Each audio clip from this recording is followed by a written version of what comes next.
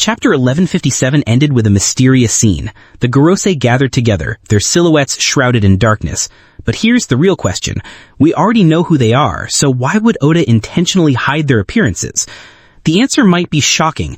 Perhaps he's concealing the fact that one of the elders was replaced, just like Saturn was swapped out for Garling Figarland after the Egghead incident. And with Oda preparing to finally reveal the full truth behind the God Valley battle, I suspect that this missing Gorosei played a direct role in that legendary conflict. Maybe Imu herself erased him, just as she later did with Saturn, or perhaps Roxy Zebek was the one who managed to take him down.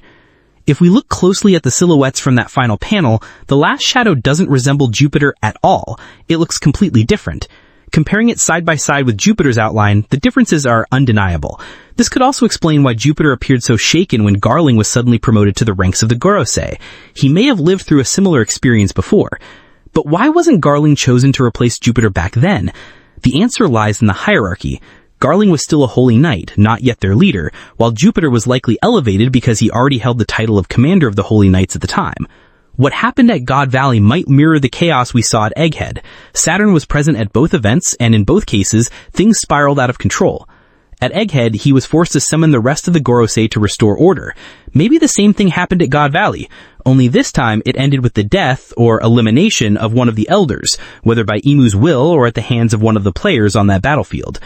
We also know that each Gorosei isn't just a symbolic ruler, they hold specific domains of authority within the world government. Saturn, for example, oversees science and technology, which is why Vegapunk worked under his supervision. Jupiter, on the other hand, is tied to agriculture and nature, tasked with managing environmental resources and agricultural policies to maintain the government's grip on the world. The other elders likely cover areas such as military power, economics, and diplomacy. This division of roles highlights just how meticulously structured the world government truly is.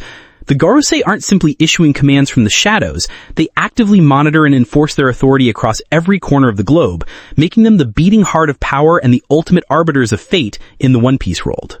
Since Imu-sama sent Saturn to Egghead to eliminate Vegapunk, because Vegapunk's field of research fell directly under Saturn's jurisdiction, it's clear that each Gorosei is assigned to a very specific domain of responsibility. By the same logic, it seems there was another Gorosei directly tied to the God Valley tournament, or more precisely, to overseeing the games and events orchestrated by the Celestial Dragons. From analyzing the events, we can assume that this elder once held the position before Shepherd Jupiter. He may have been the primary supervisor of the God Valley Games, and when things spiraled out of control, the blame fell squarely on him. Just like Saturn at Egghead, he was ultimately disposed of. Of course, there's also the possibility that Rox himself was the one who struck him down, but that theory feels weaker, since the Gorosei appear to be immortal.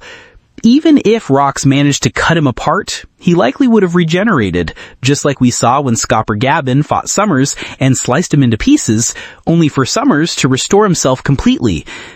In the end, the details of that incident remain shrouded in mystery, but I can't help but hope that Oda reveals the full truth in the upcoming chapters, especially the clash between Rox and the world government. Did Rox really have the power to kill a Gorosei? Or was something far more sinister happening behind the scenes? Between the shadows of the past and the hidden alliances that shaped history, everything feels like a setup for a revelation that could rewrite the balance of power in the One Piece world forever, leaving readers on edge, eagerly awaiting what's still to come.